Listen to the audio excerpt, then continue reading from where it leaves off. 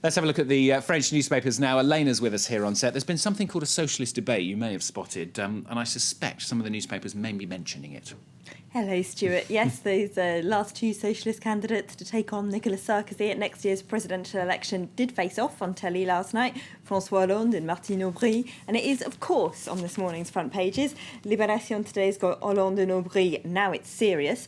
Unfortunately, they're complaining that it was a bit too serious and really quite boring inside. You might remember yesterday I was telling you they were hoping they'd get the knives out and really lay into each other. That didn't really happen, unfortunately. There's not too much between them, the paper says, either in terms of policy or even in terms of the style or the kind of president they say that they want to be. So the paper really says it could have been more interesting. They don't even pick a winner in their editorial, saying just that discussing policies is useful for democracy. It helps the voters feel a bit involved, but they're not even convinced that this kind of TV debate actually changes many voters' minds. That's not very juicy, Elena. I mean, what happened? There were supposed to be big rivalries breaking out, big personality clashes.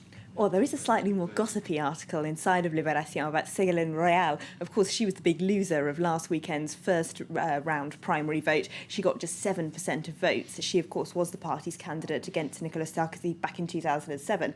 And also François Hollande's long-term ex. Now, she's been quite harsh about him since they split up just after that 2007 election campaign, saying that the process of splitting up with him was a living hell. And then during this campaign, she's really laid into him on things like his lack of experience.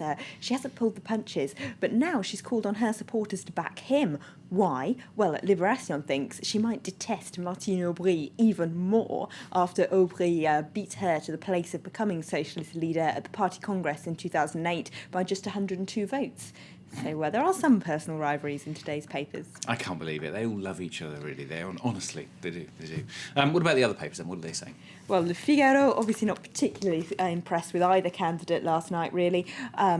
They say that there's still the status quo after last night's debate, neither of them surprised in any way. The most interesting piece in here, actually, though, is about a new announcement made by the Interior Minister, Claude Guéant. He tells the paper that from now on, foreigners applying to become French are going to have to pass a French language test, which at the moment they don't have to, but he says he wants to bring France in line with other European countries like Britain and Germany that do require people who are applying for nationalisation to pass a language test. He says he might also institute a history test as well, but the right-wing paper Le Figaro says that might be a bit much to ask of immigrants because most French citizens probably couldn't pass a history test. Probably true. Now, you're also looking at an article which appeared on a website about an historical anniversary that's coming up here in France. Yes, this is on the news site Rue 89.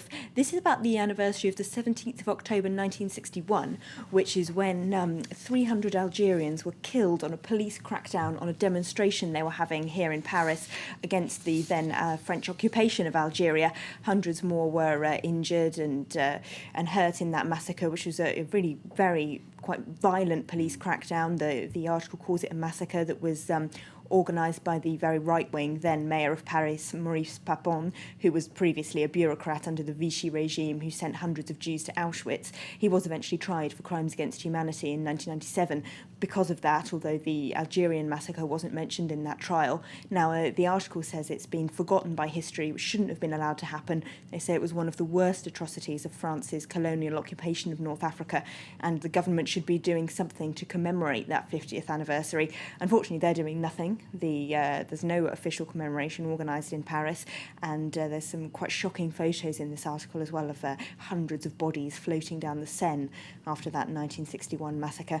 So they're really calling on the government to organise some kind of commemoration, as are lots of North Africans living in Paris, where of course there's a huge Algerian community, but the government so far has said nothing.